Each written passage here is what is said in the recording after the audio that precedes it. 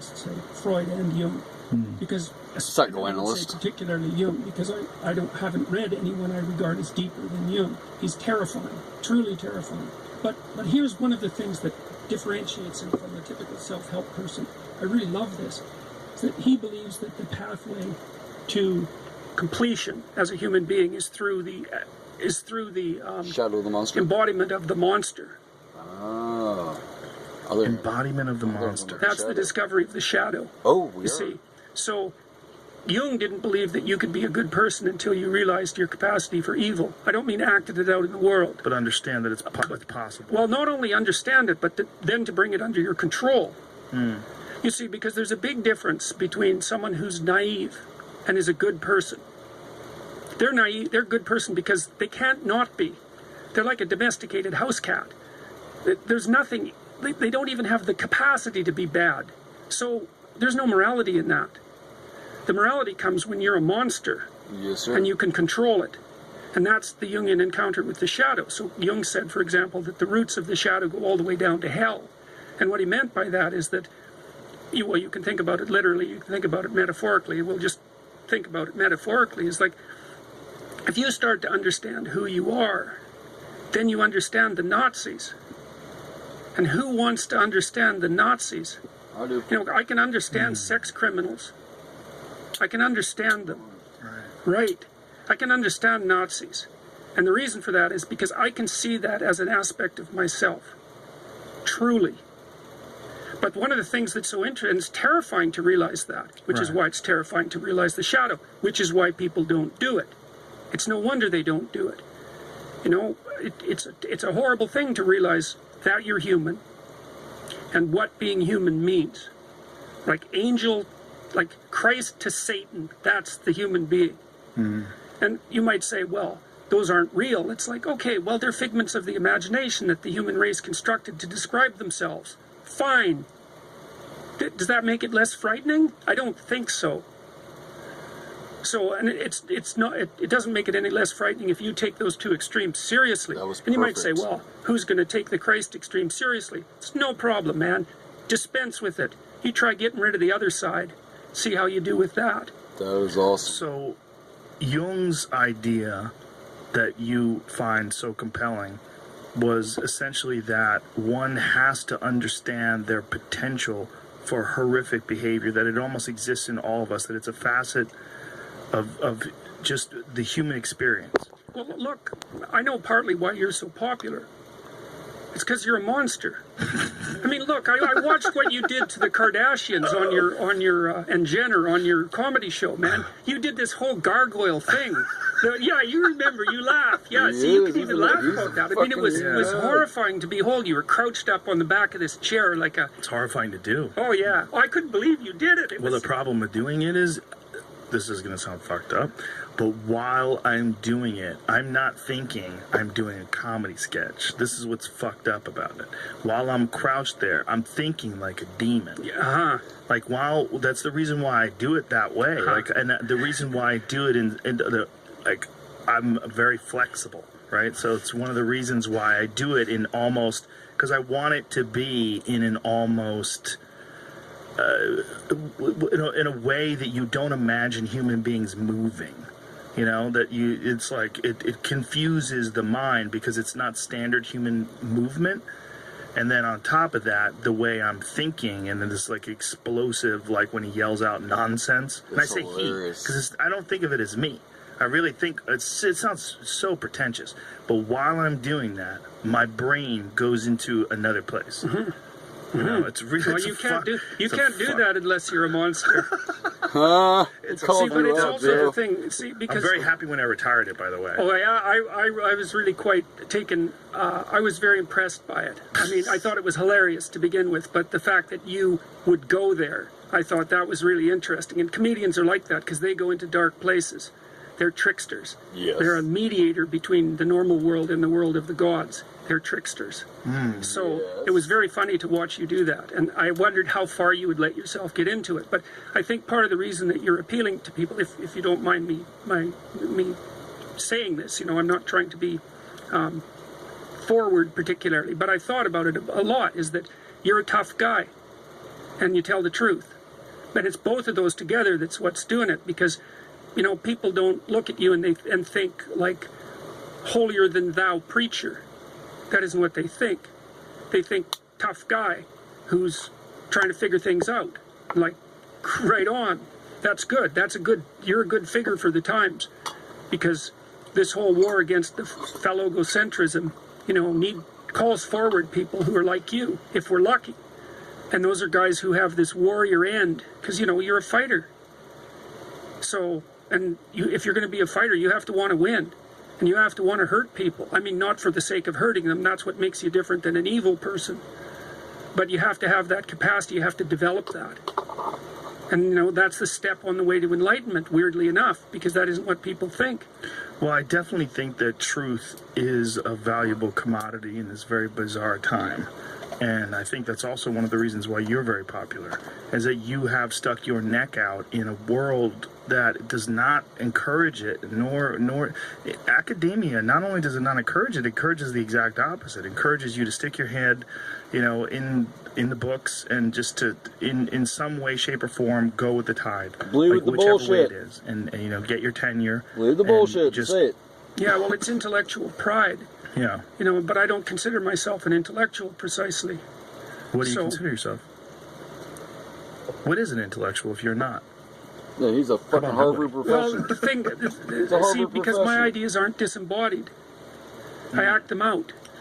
But to So be it an kind of makes me a intellectual, romantic in some sense. Well, I don't live in my head exactly. and an I do to intellectual, some degree, but what does an intellectual do then? You see, do you think of it as a pejorative? When you think of the term intellectual, do you think of it as a limited person? well, it's a funny thing. In this book called Thus Spake good question there, Zarathustra, Joe. Nietzsche has Intellectual, what is it? his Zarathustra come down from a mountaintop after being enlightened, and he sees this. He goes into the public square, and there's this little tiny being there, like an inch high, and it has a gigantic ear on it, and it's talking, and people are gathered around listening. And that was sort of Nietzsche's metaphor for an intellectual. It's like mostly little, except maybe the rational faculty or something like that, expanded to monstrous dimensions, unbalanced in that manner, and prone to become the subject of totalitarian ideology. That's the worship of the rational mind that the Catholic Church always warned against. You know, it's not like the Catholic Church.